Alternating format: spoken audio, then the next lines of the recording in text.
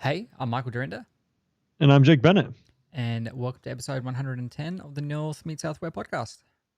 Chicka chicka chinna. Hey everybody, how's it going? So I have got a little bit of car trouble. Not too bad. Not as bad as it used to Again, be, but this is how it works, man. Did I tell you I bought a different car?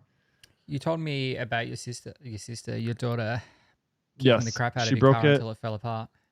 Yep. It's a Yep. She temper. stepped on it. She stepped on it one time and the rusted portion of the car fell off in the parking lot. Actually, to be accurate, I've been telling people that because it's easier than explaining the rest of it, but maybe it's a little white lie.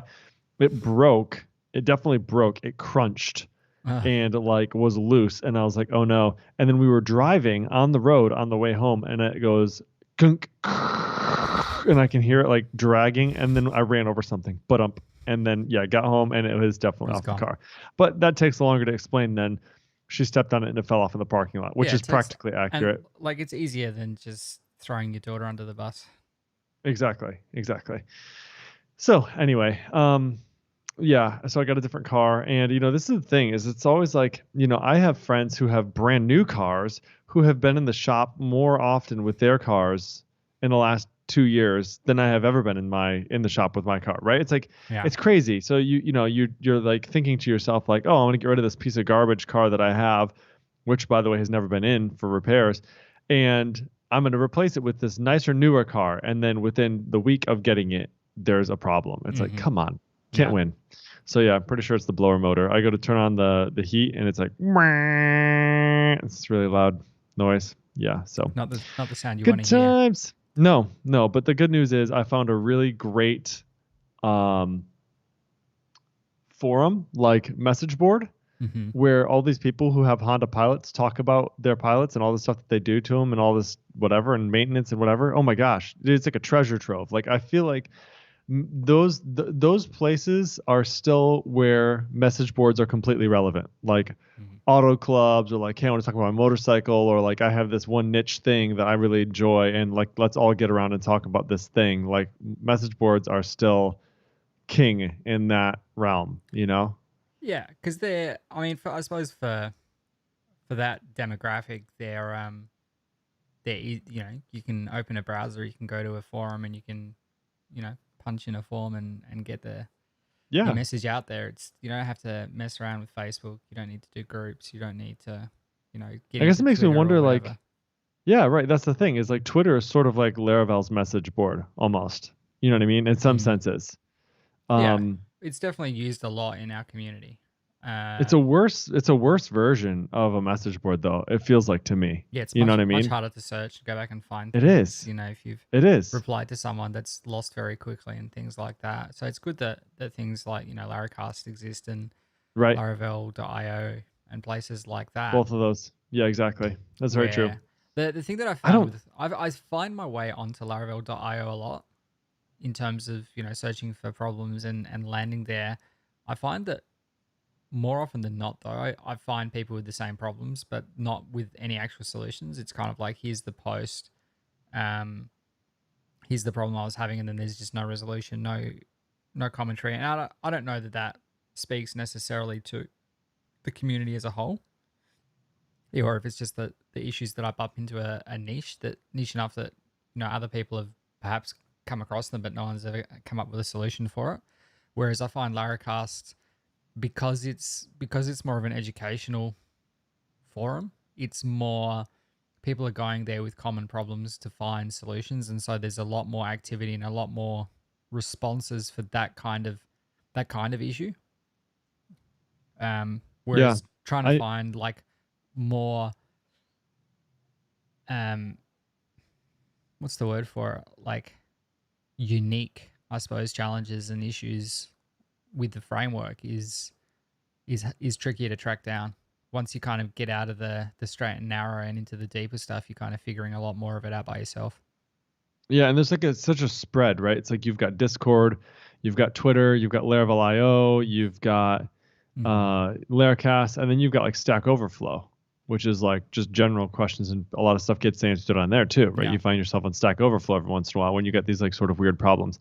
I actually think there was somebody who was trying to start something where it was like only high level, and this is sort of a silly thing to say, but like, I don't know how you define that. High level programmers, like, do you have to take like a test to get in it, sort of deal? But it was like more high level speak, right? Like, hey, I'm not trying to solve this little issue. Hmm. Like, I've actually got like an architecture problem, but I'm using Laravel, and what's a good way to solve this? And that's kind of what we do in our little mini chat that we've got, like, our little mini community we've got going on. Yeah. Whenever I've got a question about that stuff, that's usually where I pop in, is talk about it in there. You get more immediate feedback, I suppose, Hmm. and from like a group of trusted people. So I don't know. I just feel like there's a lot of different. I guess that's good. There's a lot of different resources you could look at. But I haven't been on Laravel IO in forever. It used to be Yeah. the go-to place. I used to Yeah. like the IRC channel back in the day. Mm. Um, that When the was where I would community always is hang out. smaller, that kind of real time thing doesn't really work at this scale, at the Yeah, scale that it's hard. Laravel's at, because you ask your question, but 15 other people ask their question, and it's just so much activity going on, um, which is good because people are communicating with each other and they're talking about their issues and you know, there's a hive of activity. But in terms of actually getting to the bottom of issues, I think you really need to have a niche down community. Like, it's good because we've got 6 people in that Telegram group, Yeah, and we can sort of bounce ideas off of each other and things like that. But if it gets too big, I'm in a Telegram group of probably about 30 people, and if it's something really juicy that I get into there, um, but generally speaking, once a community gets beyond a certain point, it just becomes too hard to manage. It becomes too hard to keep up, and it becomes more difficult to be valuable, I think. Um, yeah, yep. Laracast being the exception, because it's high traffic and it's put together in such a way where people are actually there actively helping out. Jeffrey curated that community in such a way And they're in the very incentivized early to do days. so as well. Yeah, Right, where like I know Bobby yeah, Bowman, is that his yeah, name? yeah, Bobby, Bobby, right? yeah, Like he is like the all-star on there, but he gets like these badges and like whatever, hmm, whatever, right? So Jeffrey's like gamified it as well, right? To yeah, kind of give encourages you you, some awards. Yeah, right, exactly. encourages you to help For out, being of assistance. encourages you to be part of the platform and to help people out, and so that's really valuable. So, but if you can find, I think, generally speaking, if you can find a group of Laravel developers into a small community that you can kind of bounce ideas off of, as I said, we've got the group of the 6 of us or so, um, just people that you trust, people that you can bounce ideas off of.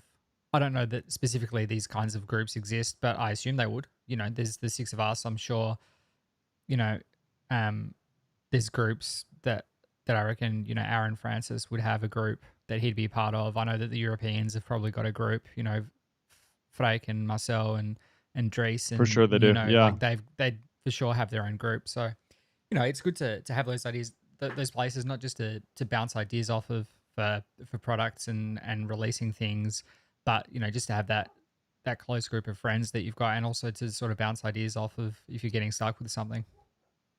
Yeah. Yeah, I agree. I agree. So, speaking of stuff going on and things changing and all that good stuff, you've got a new job since the new I have, year, I have. and I'm really curious to hear how that's going. It's going very well. It's Yeah, so you're in a fintech sector now, right? So you're out of the telecom sector yep. and sort of into the financial sort of stuff. So new challenges, new like domain stuff to Mm. learn. How's it going?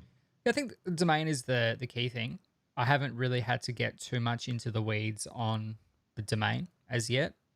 Um, Day 2, I was in a meeting with a vendor. Day 3, I was already integrating. Starting to build out an integration for that vendor in terms of they've got an API, hitting the API, getting that back. there's there's like nine endpoints plus like a login endpoint, so it's not a big surface area, but the data that we get back is massive in terms of what it does. And it's like a know your customer kind of thing, which maybe you have some exposure with in your line of work, where essentially we want to do like financial checks, to make sure that people that we're providing financial financial products to are that they're going to pay back, that they're what's the word, that they're financial, Yeah, um like their credit check. You basically credit check them, or like you search yeah, assets and make sure yeah, that search they have enough assets backing and to sort of, yeah. liabilities, and we look for for commercial assets and commercial products, looking at companies and how they're structured and how those companies are structured and held together, and shareholders and directors and things like that. So it's it's kind of scary how much information you can get back just from Oh looking yeah, up like yeah, a yeah. name. Um, but the issue, and I tweeted about this earlier today, is that like we've spoken about data transfer objects before and how it's nice to use um, that kind of functionality in your code when you're getting something in from the outside world, and then working with like a structured document rather than just a giant array. Now, when I say giant array, like this is a giant array, and it can be quite massive, and everything's very normalized. We get back like addresses broken down into like street name, street type, street number, suburb, state, postcode. Like all of those things are individual fields, and things like that. So where normally you would have a DTO where you would define all of your public properties for each of those fields and then just map them out of the JSON payload. Mm-hmm.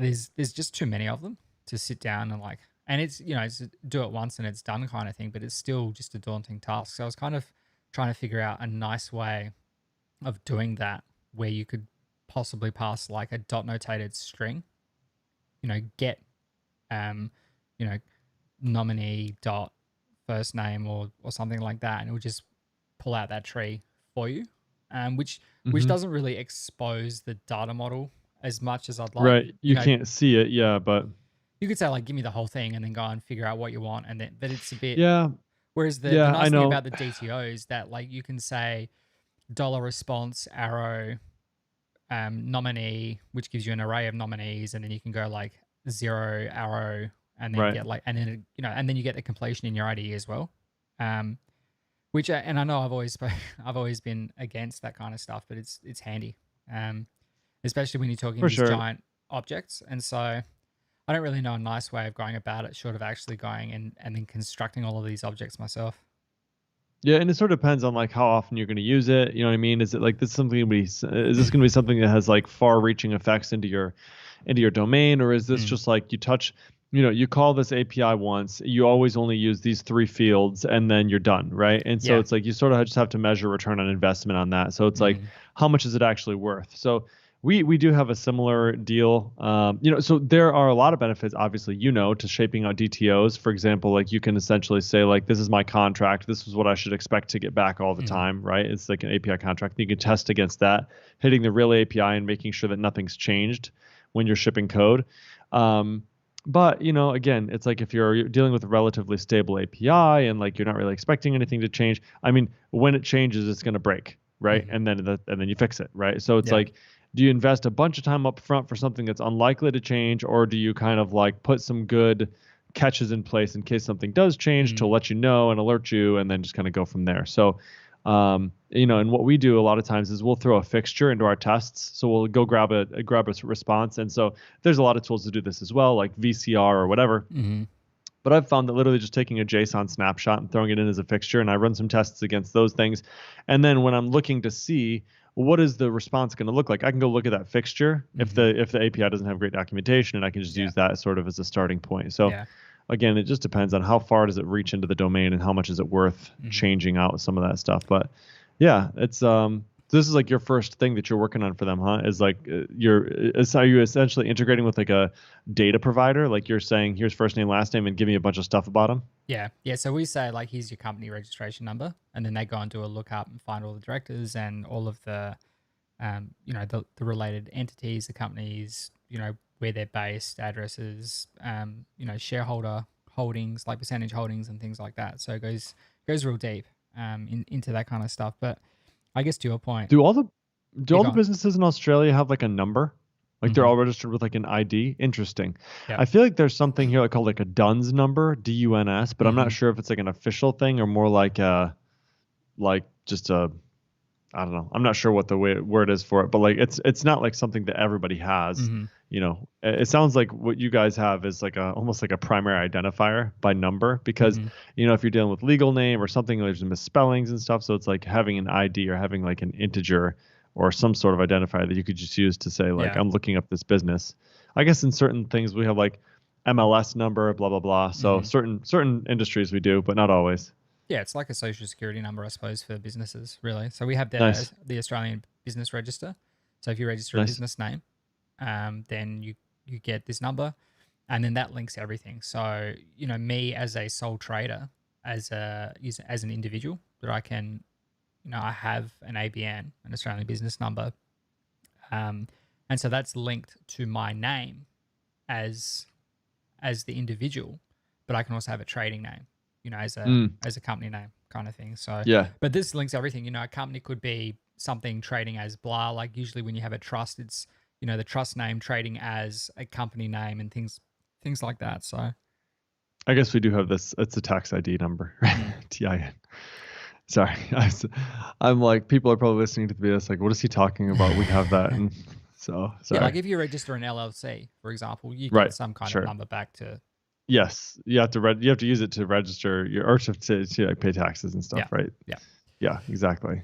yeah. So, Nice. but I guess to your point, it comes down to what we're integrating. Like if we only ever want a couple of fields, then it probably doesn't matter. And I'm kind of in this Right. funny place at the moment where I've got, because some of the responses are small, we might say like, tell me what information you have for this given application. So when we want to look up a company, we say, here's the company name.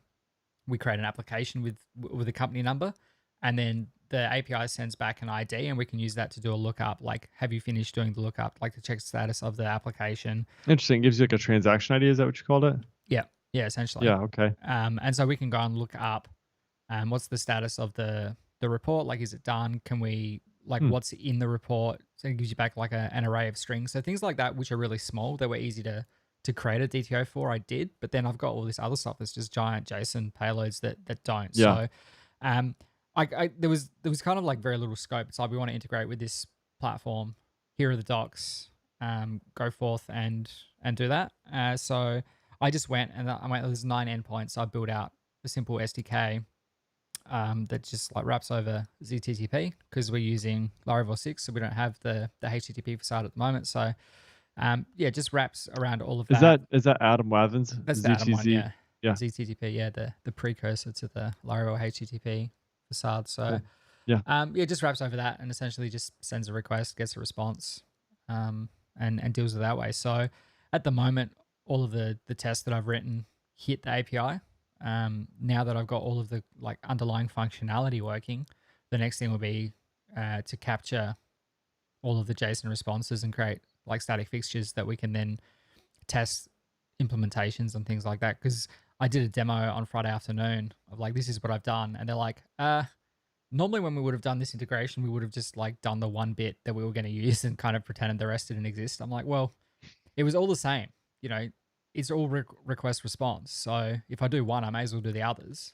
And then you can just figure out like what you need to use later and how you want to use it. And that will kind of, that next step will kind of dictate, I suppose, how we go about integrating the data model that's come back. So we'll see what happens this week, I guess.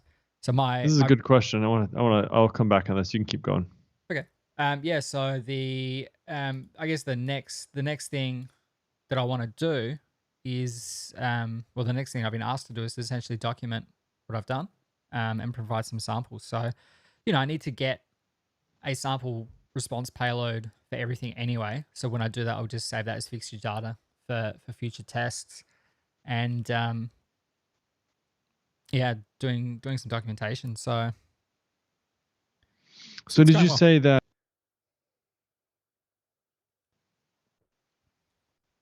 Oh, I lost you for a second there. Oh, sorry. I said, so when you're doing your testing right now, you're just actually hitting the real endpoint. Mm-hmm. Yeah, so you're not doing create or anything. You're just doing get requests, basically. You're not modifying anything. No, It's I'm just a doing data creates provider. as So you well. just No. So we're doing create. okay. So they actually have a staging API that we're hitting, and they Oh, have there you go. like, Okay, that was and they that's have a follow up. Yeah. yeah, they have like 50 ABNs that they've got cached on their end. So we can send them any of these ABNs and they'll give us back cache data. Um, That's and then nice. and So then they've we got it sort of just spec'd work with out. that. Yeah. Yeah, so so it's real data, but it's obviously cached, so it doesn't go and do lookups Nice. with third party Yeah, yeah. providers and things like that, and in co-cost. So yeah, I think like I've done it as you would with like an interface bound to the container. So when I do the next stage where it's then integrating the SDK with our app, as opposed to testing that the SDK works with Sure. the API, we'll be able to stub out all of that stuff and mock requests and responses and things like that. Given this Exactly. Yeah. ID, give me back the response and things like that. So So do you have that like did you create that inside of like a package? Are you creating a package for it? I haven't, no. I've done No, it. just throwing it into the same code Yeah. base, yeah. It's funny though, because I know that Sam Curry, who we had on, Mm-hmm. that Yep. you spoke to about Lasso, he built something just this week, actually released. It's called Saloon. Yeah. Yep. I was actually messaging with him this afternoon and he's like, hey, we should talk about it. Like we should talk about this package. I was like, absolutely, we should. Yeah. That sounds good. So I looked through that. I'm like, well, this is actually really nice, and it's something that I might consider in the future, where the way that works is essentially it's got a connector interface, and you could have like a Forge connector or an Envoy connector, or in this case for me the Know Your Customer connector, and you define all of that, and then you have classes that extend from those connectors and say like, this is the endpoint, this is the data you can send it, and then it handles all that responses. So you can really easily scaffold out you know API integrations just using this simple it's package, where you just like instantiate a new class and then say like $class arrow send, and off it goes and fetches the data and then presents it to you. So that's a really quick way of scaffolding that out. Someone else had done a similar thing as well, which came up in that Twitter thread. I'm gonna see if I can. Yes. I did see that. And the funny thing is we've actually talked about both of those packages Yeah, I'm on pretty sure on Laravel Laravel News. News. Yeah. Yep, we've talked about both of them. And the thing was, he said, yeah, they are actually pretty similar with the exception of the one is framework agnostic. So Sam's is framework agnostic. Yeah, it was Steve King that did the other one, which I had Steve seen King, before thank as you. well. Yeah, called Laravel Laravel Transporter, which we did talk about Yep. on Laravel News. Yep. And yeah, this same kind of thing as well, where I would certainly use that, but it requires PHP 8 and Laravel 8, which we're not quite there. That'll be, once I get this thing out the way, that'll probably be something that I'll look at as well, is to kind of get our Laravel 6 app up to scratch and get some tests in there and things like that. So yeah, that's going pretty well. Nice. So one of the things you were talking about is sort of your teammates gave you a little bit of pushback on, we actually don't usually spec out a bunch of stuff that we haven't decided that we're going to use yet, sort of deal, right? And so I actually wrote down before we started talking, shipping small. And this exact idea of like, do you build what you aren't going to use yet? Even though you could see possibly using it down the road, right? And so again, the answer is always, it depends. But I tend to lean heavy towards if we're not using it, don't build it side of things. Just because we've done that before, and you end up with a lot of dead code in your code base, because what ends up, and in your case, maybe not. Like in this case, it's probably not going to happen because it's probably quite discoverable. It's like going to be sitting right alongside the rest of the stuff that you already created, and you're already in the mindset. So like in this situation, I can see creating it and no harm, no foul. But sometimes it'll be like, oh, well, I'm going to create a scope, but I'm going to create the opposite of that scope as well, because I could totally see us reusing, or reusing that. But then you come back later, and you realize, number one, either you never used it, or when you actually do use it, you totally forget it's there and you rebuild it. And then you discover, oh crap, this was already there, right? So I've been leaning really, really heavy towards even if we're going through and there's like 10 things on the list, right? And I know that number 2 is setting up sort of the stuff that's going to happen in number 8. I always tell my developer, don't even maybe think about it as don't lock yourself in too tight, but also like, don't build this massive architecture around an idea that like we're eventually going to use this for 10 things, because I've done that and I end up making something way too complex and I never get back around to it to actually build those other things. It's like, oh, well, I can totally see us like building a bunch of extensions onto this.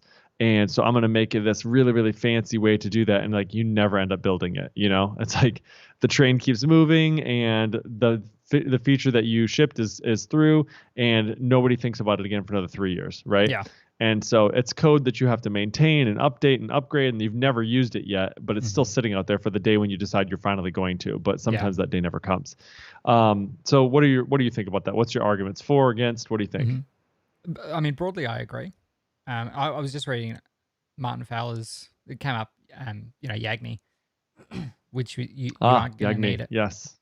And this came up. Someone I just started following on Twitter recently talks a lot about sort of managing the software development life cycle and when to use Scrum and when to kill backlogs and all that kind of stuff. So Yagni came up as part of that, and I was reading through that again. And there's a good article on there about the cost of building the wrong feature, the cost of repairing the right feature being built the wrong way, and then the cost of carrying and the cost of delay to other features, and then building the right feature built the right way, and how like the further you move down that tree, the less cost you have in maintaining that code.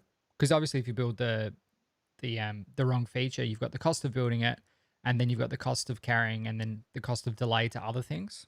And so I think, in this specific scenario, the documentation that I was originally given, there was like create application, get application, and like get one item out of that, so you don't have to return the full payload. You could say like, give me just this one bit. And so, I did those 3 endpoints or 4 endpoints or whatever it was. And then I had a second set of documentation given to me that had like a bunch more endpoints. I'm like, well, I've already done it. So, adding an extra get in there that essentially does exactly what the other ones didn't really cause any issue. And I suppose, building an SDK, it may be, we only use it internally now, but you could split it out into a package and host it and whatever else in that regard. But like I said, broadly speaking, I'm not I'm going to try and avoid coding myself into a corner that is not extensible. But at the same, I'm going to say there are some extension points here for the future, but I won't necessarily think about the specific extension points. And building it in such a way where you've got test coverage for it anyway, if you do need to change the way that works in the future, then, it's not going to be that big a deal to rewrite it. And that's where I've built this thing using ZTTP, which you can then upgrade to HTTP. But as we move into newer versions of PHP and newer versions of Laravel, then something like Steve's transporter or Sam's Saloon. Yeah. Those kinds of things might be useful if we're also integrating with other third-party APIs and things like that. Right. So instead of having this copy paste of this is how we're doing a request and a response and all of that kind of stuff, and then building out all of that scaffolding each time, or building our own abstraction for it, we could say, okay, well, we're just going to pick this thing up and use that. So, Yep. It's a sliding scale. It kind of feels like, it changes as you go. As everything, it depends. Yep. Exactly. Interesting. The other thing I was going to talk about, actually, which is sort of a transition away from this, but as you're kind of talking about this data provider sort of stuff, as a financial institution, you kind of have some additional accesses to things that maybe the general public don't have access to, or maybe you pay for access to some of those pieces of information that the general public don't have access to. So as a law firm, we also have access to pieces of information like that are aggregated across different data providers. And one thing came to mind when you're talking about that, which I wanted to just mention to our listeners, which is that Chrome extensions are incredibly powerful. As far as if you build your own, they're incredibly powerful. They're pretty dang easy to build, and they enable your users to do some pretty awesome stuff. So I'll give you a quick for instance, and maybe it'll just plant a seed in the brain of some people out there who maybe haven't thought about this before. But we have teams of people who will do skip tracing during file activation. So we'll say, hey, we're looking to find this individual. Here's what we know about them, right? We might know vehicle registration. We might know their license plate. We might know first name, last name. We might know address. We might know whatever. We could be looking for all different sorts of things. We could be looking for assets. We could be looking for good contact information, a new phone number, et cetera, right?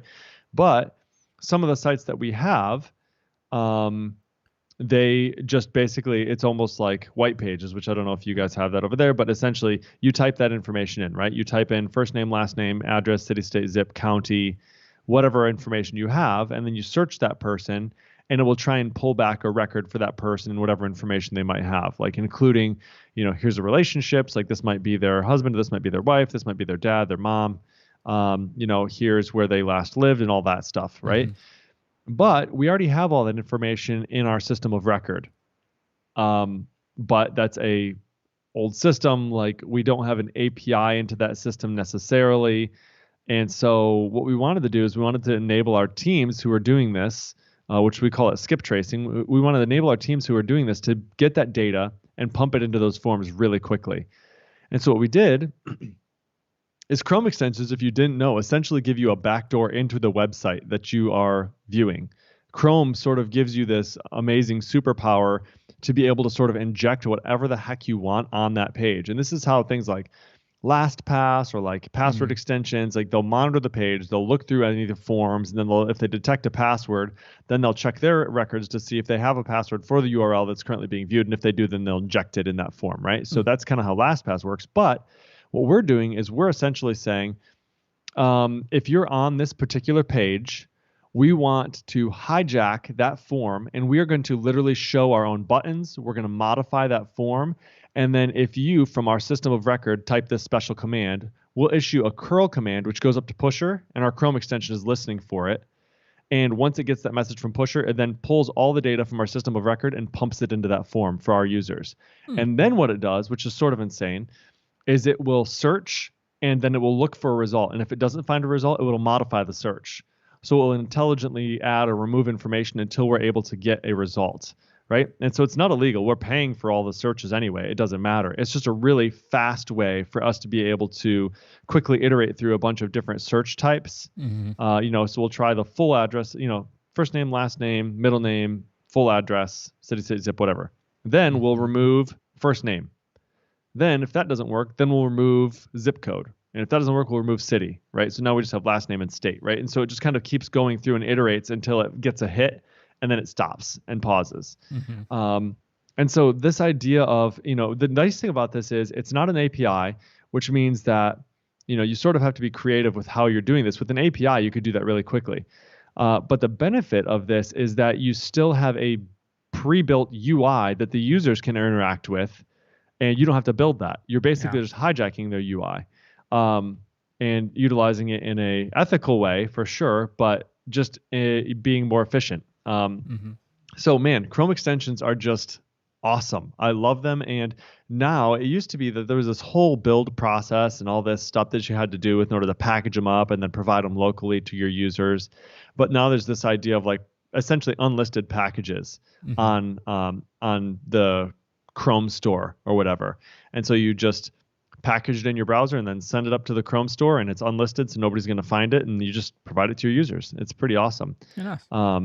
Yeah. So man, they're good stuff if you haven't checked them out before. I could see where something like that would be useful. I don't know where specifically for us, but I'm sure there's more than one scenario where we're copying and pasting stuff between our system and banks and things like that, backwards for and sure, forwards, filling out forms and things like that. So yeah, it's something like to keep in the back of my mind. It really is, because like there's like these robotic process automation things, right, where people say you can use something like I don't know, people have used stuff like Dusk before. I think Caleb was using Dusk one time to like check airline tickets or something, right? And that's fine if you want to like run it in the background, but you can't really have an interface that you're interacting with at the same time. It just runs in the background and then reports back to you. But basically, if you are a software developer at a company that is helping to assist your own team members with doing their job, and they ever interact with an interface that's on the web, that's not yours, that you don't have full control of, one way to gain a large foothold is to be able to develop and deploy a custom Chrome extension. Um, so, food for thought. They're really Hmm. awesome. That is quite interesting. Yep, and it's all just like JavaScript. You literally just write straight JavaScript files and just chuck them in the browser. It's pretty awesome Hmm. stuff. Nice. Yeah, and you can even like, one of the things that we're doing, like if you're dealing with sensitive data, like you might be, you probably don't want to push that data all the way up to. So like for us, the way that we're doing it is, we want to initiate it from our side. So basically, we're in our system of record, and they type XCC is like the command, and then it pushes up to pusher, and then since it's listening on that page, it automatically their browser just automatically reacts when they type Hmm. that one command from our system of record. The browser changes, which is awesome. It like reacts to a change in a completely different system, and then the browser just starts ripping through searches. And so all we do is we issue a pusher command with the identifier of the record that we're trying to locate, and then the cool thing is when it gets to that Chrome extension, that browser is inside our network. So then, secondarily, we make a request to an internal API. So even if somebody did get the Chrome extension, they'd never have the ability to do anything with it because Yeah. they're not inside our Can't network. reach the network. Yeah. So that information is all still private and hidden within our network. All we're pushing up to pusher is the record identifier. That's it. Hmm. Works like a charm though. All right. Yeah, it's something I will certainly keep in mind for future reference. Awesome. Yep. Okay, what else? There was a couple other things, but I wanted to talk about one other item, which is that I think you said that you're working with some like offshore developers, right?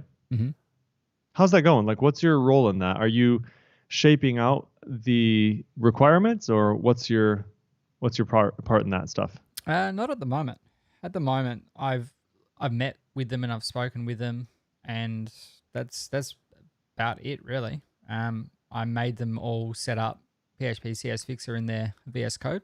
I think that was like Nice. by the end of the first week I was there. I'm like, all of the code is different. Let's put this in, Mm, and then so I was responsible for putting CS Fixer in and putting in the initial rule set to match basically what I've used everywhere that is as close to what Laravel does, short of using style CI. And then someone else ran that across the entire 700 odd file oh code boy. base. So it's got Uh-huh. their name all over it. And then Oh gosh. left it at that. So So you said there are some tests though, right? So it's not like because running those things is always a little bit scary. I mean, scary. it's Yeah. unlikely that it's gonna completely jack stuff up, but if you had something written weirdly in the first place and it just so happened to be working because of whatever, and then something came around and fixed it, Mm-hmm. um, Yeah. you're gonna want to you're just gonna feel a little bit uncomfortable unless you have some Mm. tests to run against stuff and make sure that things are working. Yeah. Haven't heard of any issues. I mean when I put it in there, I said I wouldn't suggest like going and rewriting all the files. It would be more every time you go into a file in the future, just tidy it up kind of thing. But it's not part of CI, and I think not everyone has got that set up in their CS Fixer, or they haven't got it set up in their VS Code yet. So there's Sure. still some stuff that comes through that I'm like, this has not been formatted. Like it's obviously hasn't been formatted, kind of thing. So, um, Yeah, but I get that. That's why I like yeah, Style CI too. yeah, because it just doesn't. You don't have to worry about it. So, Yeah, it does it. Yeah, inside the pull request, it's just mhm, like, yep, that's not right. And then next time they go to push code, it's like, no, you can't because there's new code up there. yeah, You have to rebase first. yeah, that's right. So, Yeah. but I haven't beyond meeting them and being in a couple of meetings with them in the last couple of weeks. I haven't had a whole lot to do with them. It's more down to at the moment. Yeah, I'm just doing this integration at the moment, and then the business kind of wants to figure out how they want to utilize my skills in terms of looking after that team or integrating with that team or doing other bits and pieces to kind of get through a backlog of tasks. So I should Nice. have a clearer picture of what that looks like this week. The leadership team was off for most of the first week. Well, they were off for the first week of the year, so this was only the first 4 weeks. So they were playing catch up from the Christmas New Year break. But yeah, should have a clearer understanding of of how that relationship's going to work this week as well. So I definitely appreciate that about you. Like you have a really good skill set for exactly what you're talking about, which is basically coming into an existing code base and saying, okay, there are a couple things that aren't right here that we should probably just get fixed right off the bat. Like for example, when you first started working on a WebPay product, you were like, yeah, there's some tests failing here. I'm just going to go ahead and fix all those. And it was like, okay, now the test pass every time. Because it was just one of those things where it was like a inconvenience where every once in a while the tests would fail and then we just rerun them because we're too lazy to fix it, sort of deal, because it's not that big of a deal. And if we just rerun it, it'll be fixed in 3 minutes rather than spending whatever. But like you were like, okay, let's fix these. I'm going to get all the tests passing. Great. Okay, your setup.shell script isn't really working for me, so I'm going to fix that too. And then let's get, okay, great. Now everything's tidy, nice and good. Now I can start working on features, right?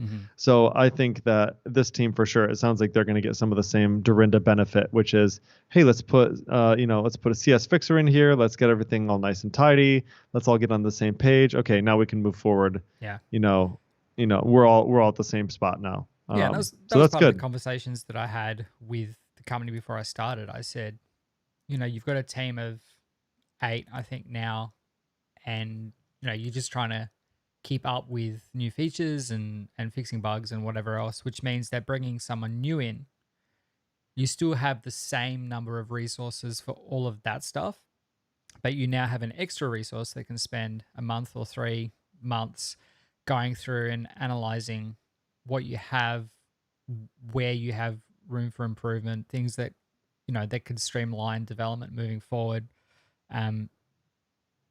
Whether you agree with a particular coding style or not doesn't really matter when formatting of that code style is handled automatically. Right. And it's not personal. Yeah. Correct. And it just means that like everyone sees the same code, everyone understands what it is and how it should look and things like that, so that you don't have to worry too much about how code looks when you're doing stuff.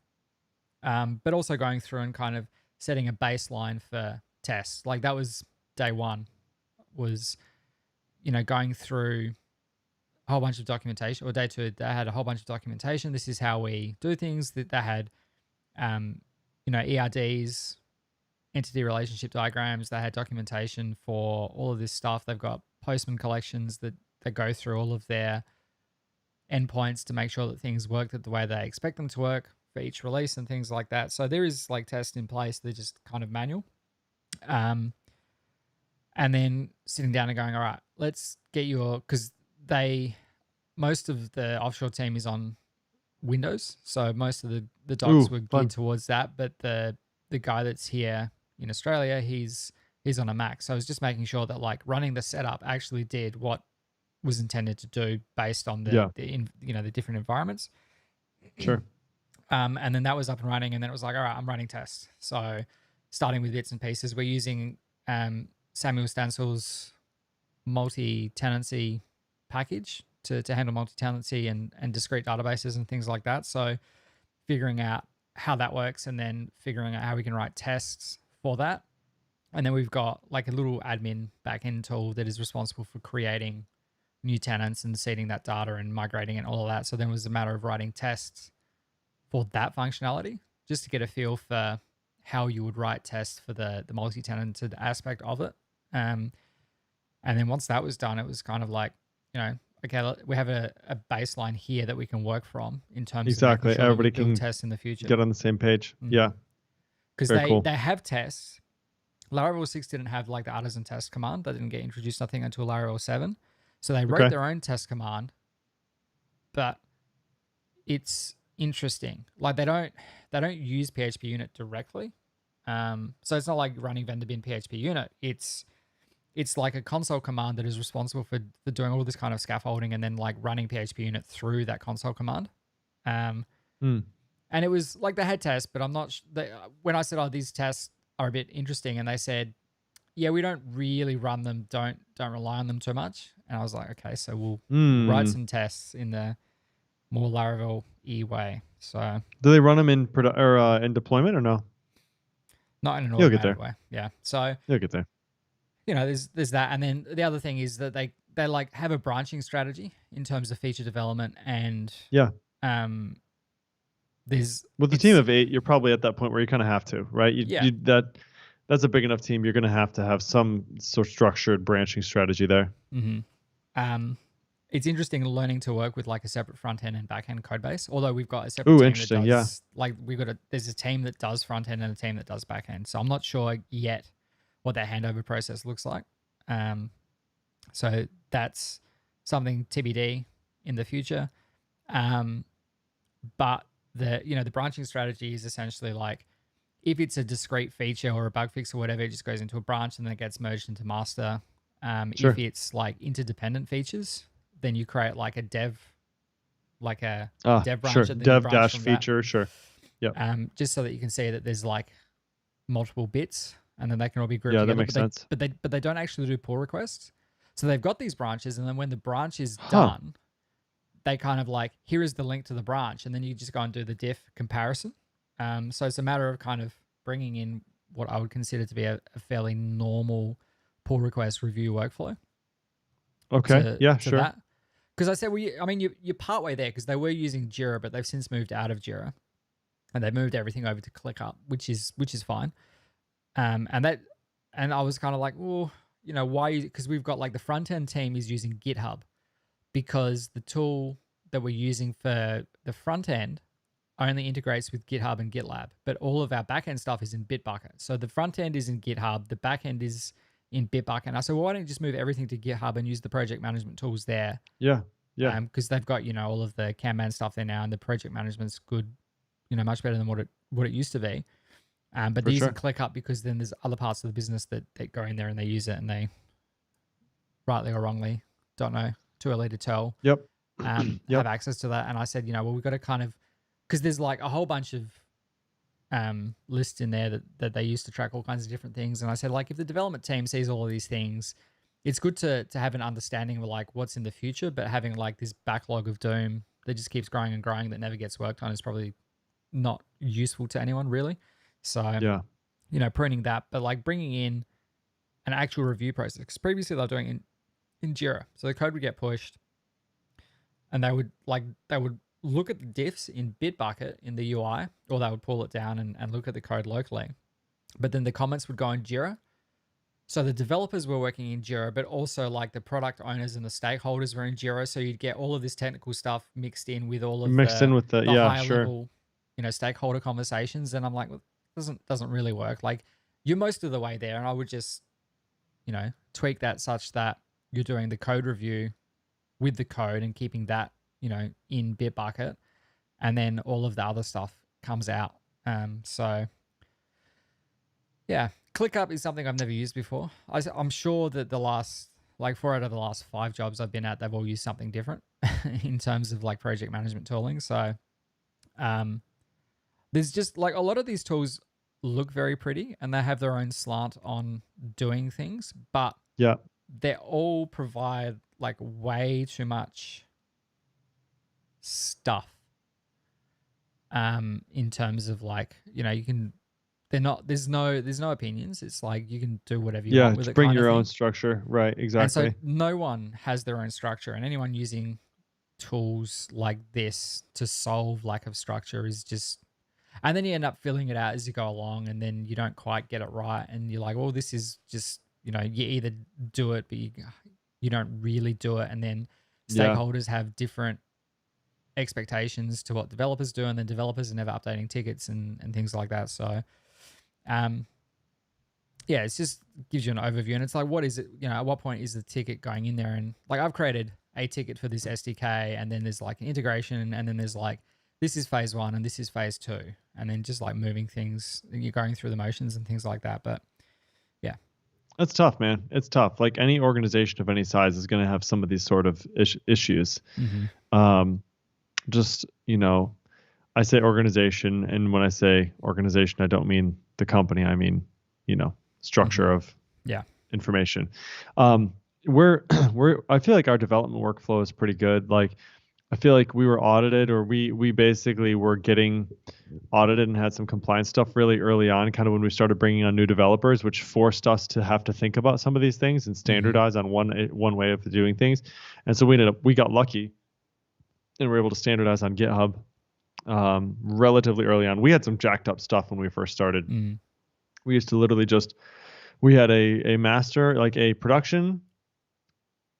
So at first we just had production, and then we had development, and there was no Git. It was just save and you're done, right? Hmm. Sort of deal, like save to master to production. If you wanted to make a change, you could just save to production, all good.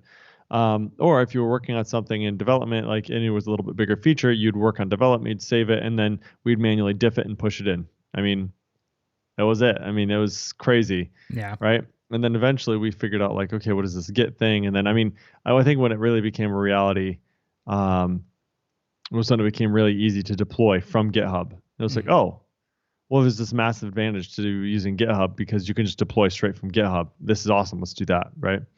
Um, but Yeah, anyway, yeah. everywhere I've been has always had this aversion to GitHub. Like they've always been invested in. Really? Yeah. Why is that? I've noticed that. Like everybody uses like that you've worked with uses Bitbucket or Mm, GitLab or whatever. I don't know what it is. yeah, I think like some places have used Bitbucket because it was free and you It's got private free. Yeah. repositories for free. But then GitHub did that. Exactly. But then there's businesses like we'd rather self-host GitLab because then we've got Git and it's on-prem and we own all the data and things like that. And I guess like it's more regular to see GitHub used in the US because it's a US company. So any data sovereignty issues that you have around like we have to keep data in the United States is easy because it's all in the Yeah, United it's in States. US. Whereas Exactly. Yeah. if we have any data sovereignty requirements that this has to be in Australia, well, that kind of rules out GitHub kind of thing. Right. It's true. Yep. So I don't know if that's specifically the reason because obviously we've got some stuff on GitHub, but and Bitbucket, like lots of Australian companies just get sucked into using Atlassian stuff because Atlassian's an Australian company, so people just use Atlassian. And then Atlassian is they're a company of cross selling. Like you get Bitbucket and then it's like, I want project management. Okay, well we've got Jira. Confluence, So then you've got and you get Jira, and you we get want to do documentation, and then it's Confluence, and then it's like Fisheye and all of this other stuff. And before you know it, using like 7 different products, paying $30,000 a year, something stupid like that. And Mike Cannon Brooks laughs all the way to whichever environmental cause he's chasing this week. Not to not to Sure. take Yeah. shots at him for that specific thing, but like that's what he's doing these days. He's doing the environmental thing, which is all power to him. But like Atlassian, like I said, it's just for me, it just feels like a company made of product cross selling. Everything's like buy this one thing, whereas GitHub is like it's version control and it's pull request review and it's project management. It's like, and it's kind of everything in one, and you can do your deployments in there and you can do your CI in there, and it's all self-contained. Whereas, Yep, it's all one big deal. And it's like you pay, $4 per user or whatever it is, or $5 per Majestic user, monolith, and you just get everything. Yeah. Whereas, and then you get Bitbucket, but then you don't want to pay the Atlassian tax to get Jira, and then as your team grows, it suddenly gets more and more expensive. So instead of paying more money to Atlassian, you're looking for ways to get out of Atlassian to pay some other company less money. So then you go look at all these other things on the side that you're trying to then. You end up with this Frankenstein project management this Frankenstein deal, thing where like all of your code is still in Bitbucket because you haven't escaped Atlassian, but you're now like you've migrated all of your stuff out of Jira into some other tool, and you're trying to figure out how to use this tool, which has got like back references to Jira in there, and it's. Ugh. Yeah. I'd like to say I'm it's sorry, something man. I haven't seen often, but it's something that I see all the time. Yeah. Yeah. I mean, and the good thing is it's not the most important thing. It's just a part of it. Like, so that's good. That's good. So yeah, Not bad. documentation writing, finishing up this SDK this week, and then documentation writing, and then see how the week unfolds. Nice, man. Well, congrats. I'm stoked you're at this new job, and best of luck to you. I'm sure we'll be talking about it more. Hey, before we wrap up the show here, because we are at 54 minutes, I'll tell you I have been enjoying very much this new game by Rocket League called Rocket League Sideswipe. Oh my gosh, it's really fun. So I've been a big Rocket League player. I say big Rocket League player. I'm Diamond 1, maybe? Okay. Yeah, I got all the way through the Platinum, and I was a Diamond 1 at the end of last season, I think. So, which is for me that's really pretty good. I know there are a lot of people who are way better than me, so no bragging here. I'm just saying I've really enjoyed playing it, which has been fun. But they came out with this mobile version, and David Hemphill is a beast at the real Rocket League, just ridiculous, freaking ridiculous. And so when Sideswipe first came out, he knew all about it, and he was like, "Yeah, I've played it. It's garbage." I'm like, "Oh, okay." And then I was like, I'm gonna try it out anyway. And so I tried it, and it has been so fun. Oh my gosh, it is really enjoyable, and it's also rage-inducing. It's like the real Rocket League, which is like you kind of like it and kind of hate it at the same time because it's so frustrating. But like when you win, it's really fun too. So I don't know. I've been playing that a lot. So I'm in gold across all 3 different categories right now.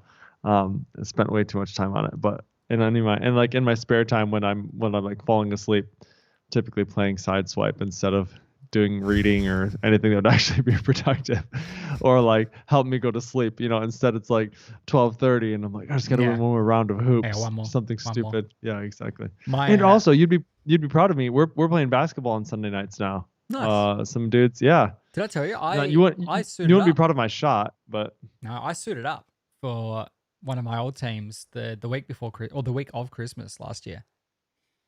Really? What does that mean? You stood it up. What does that mean? You subbed in for somebody? I suited up. I played. Oh, suited up. Okay, I thought you said stood up. I am. Okay, so you got it suited up. Yeah, they were struggling for players. Like we've got 3. It's the last game of the year. I said, look, I'll put on my Santa suit and I'll play for you. It's Christmas. Sure. I'm like, do you actually have a Santa suit? No. I thought you were for real. I thought you're like, I'm literally gonna go put on a Santa suit and go play. That'd be hilarious. Yeah. Too hot for that here. Too hot. Okay. I said, look, it's Christmas. If you need me to be the 5th player, I will come and stand on the court for you. And I played. I was awful. I don't think I shot the ball. I had a couple of layups. I had terrible free throw shots. I didn't turn the ball over, which I was most surprised with. I thought of all of the skills that I didn't have before, my ball handling skills would be the worst now, but I was reasonable there. But I got there and there was some miscommunication in like the team chat where someone was like, you guys play and we'll have 6. And then 2 people misread that in like the string of conversations. So I got there and there was 4 of us. Oh no. And so we just like had a ring in from one of the games before us. We said, just come and fill in for us. So you had 5 guys playing that had never played with each other before. No subs. No subs. It was like all dead. 9:30 at night. It was no subs. The other team had like 9 players. They were all young kids, fresh, just running rampant. Like we ended up losing by 30 or something like that. It was an atrocious those fast game. break layups. And I could not move. I could not move for like a week and a half after. Like my legs were just because I'd run a 6K in the morning, and then they said, can you play? I'm like, That's true. That's true. You're still running, so like you've at least got that going for you. So it's not like you're completely sedentary. Yeah. But the basketball movement's very different. Like when you're running, it's just in a straight line at your own pace. Sure. Whereas basketball, it's stop and start and changing direction. And like having not done that for when did I do my knee? 2018, 3 years. That'll do it. It's very different. And there were just points like where I used to be able to run backwards quick enough and then spin and then get after a player. Whereas that night I was stepping backwards. I'm like, I'm just going to give up because if I try and turn around, like there's too high a chance of me twisting a knee or something here. So I just, whatever. Like there's no way we're going to resurrect this game anyway. So just go mate, whatever. Right. Exactly. Just take it easy, have fun, get a couple layups, call it a good day. It was so much fun. And yet I couldn't do it regularly. I think just, and That's then funny. and then we have this Omicron thing running now, and Yep, I had sure. So I think late last year I said like I'd started this bulk, and the bulk is 3. It's 2 4-week stints of bulk and then a 4-week of cut. So where you eat, and you spend a lot of time in the gym doing weights. So you do 4 weeks, you then recalculate your macros, and you do it for another 4 weeks, and then you recalculate your macros based on your new weight, and then you do a cut. to like build muscle, to aggressively build muscle. And so I got 4 weeks into that, and then we had this like Omicron wave hit, and then we had gastro, and and then the kids' childcare closed because they had one of the educators tested positive. So then there was like, and I'm like, I'm not, I can't risk going to the gym now, getting sick, and then getting the kids sick. Like I can't have that on my conscience. Everyone's gonna get it. I get that, but I'd like to do everything I can to avoid the kids getting it as much as possible. So beyond childcare, like we don't leave the house. That's a bummer, dude. So I got 4 weeks into a 12-week thing, and I'm like, well, I'll put that on ice for 6 months, and hopefully I can get in between the come next back to it in a little bit later. Yep, exactly. It's just so depressing because I was really into it, and I was, I'd just getting the ball rolling. Yeah, I got the ball rolling. I hit. Like I did the first 4 weeks. I hit the target perfectly where I was expecting to be. I was, gaining muscle. I was increasing my lifts, and then I picked a bad time. And then there was like Christmas, and then the gastro was like Christmas, New Year, then new job, and so I remember. And it was like a whole month of December was shot. Yeah, like and so you just were for 3 weeks, I haven't done, like since basically the start of this year, I haven't gone for a single run. And I was gonna do it on Wednesday night because it was hot. Tuesday, Wednesday night cooled down. I'm like, it'd be a good night to go for a run on the foreshore. But I'd got my booster on that Wednesday.